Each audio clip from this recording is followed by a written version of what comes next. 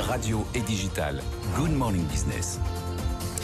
Dans un mois, jour pour jour, le stationnement des deux roues va devenir payant à Paris pour un tarif relativement élevé. C'est une nouvelle étape dans la transformation de la mobilité dans les grandes agglomérations. On va en parler avec François Hollinger, directeur général de Troupi. Bonjour. Bonjour. Troupi, spécialiste de la mobilité partagée. Vous louez des scooters, notamment des scooters électriques. On va en parler. On va aussi parler de votre actualité. Mais d'abord, votre regard sur cette transformation des centres-villes. Vous pensez que dans quelques années, ce sera la mobilité dans les grandes agglomérations, on ne sera plus propriétaire de son véhicule ? Eh bien aujourd'hui Stéphane, je pense qu'il y a deux points extrêmement importants dans la mobilité partagée dans les centres-villes. Le premier, c'est le passage du thermique à l'électrique, qui est aujourd'hui une norme. Et le deuxième, c'est le passage de l'individuel au collectif, c'est-à-dire au partagé. Aujourd'hui, on a quand même grandi dans une société où l'individuel était privilégié.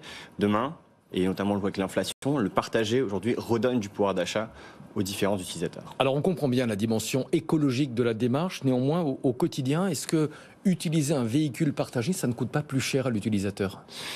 Eh bien non, et des études aujourd'hui le prouvent. L'utilisation du véhicule partagé permet de redonner du pouvoir d'achat, puisque on le voit bien sur le modèle de l'automobile. En centre-ville aujourd'hui, une utilisation qui est moins d'un jour par semaine pour l'automobile. Donc finalement, vous payez l'assurance, vous payez tous les frais liés à l'automobile pour finalement l'utiliser assez peu.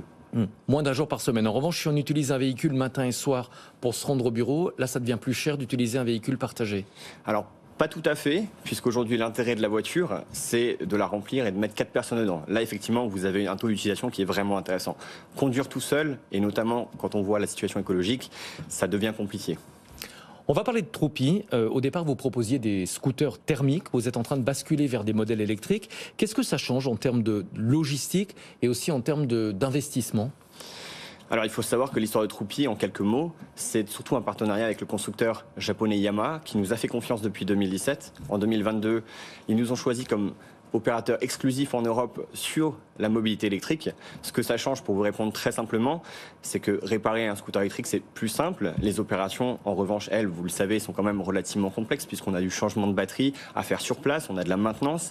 Et l'avantage de travailler à la fois avec Yamaha, mais à la fois avec un groupe d'ateliers de maintenance experts depuis plus de 100 ans, c'est qu'on a un vrai avantage compétitif là-dessus. Le groupe s'appelle Vulog, spécialiste de la mobilité connectée. Vous travaillez aussi avec ? Nous travaillons également avec Vulog. Vulog, c'est le leader mondial de la mobilité connectée. C'est une entreprise française basée à Nice. Et c'est eux qui nous permettent de comprendre comment notre flotte marche.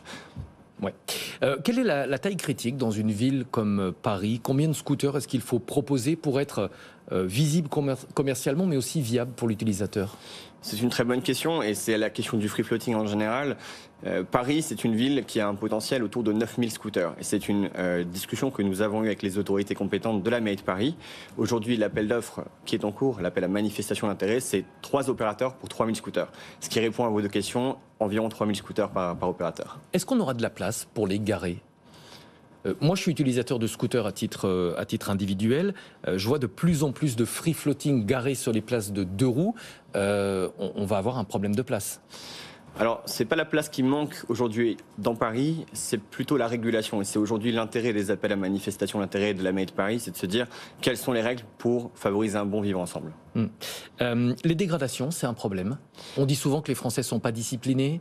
Tous les opérateurs de véhicules, que ce soit des vélos ou des scooters en free floating, nous disent qu'il y a plus de dégradations à Paris qu'ailleurs.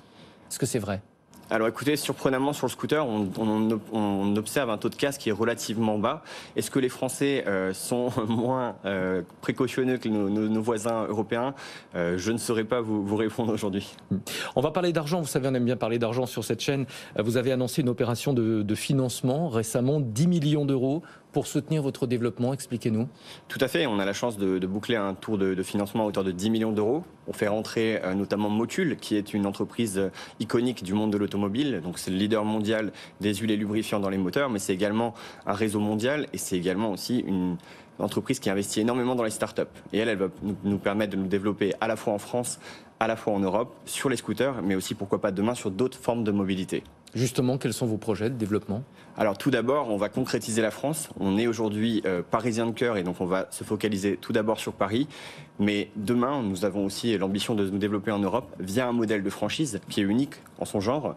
Et ça va nous permettre de très rapidement toucher les petites et les grandes villes en Europe.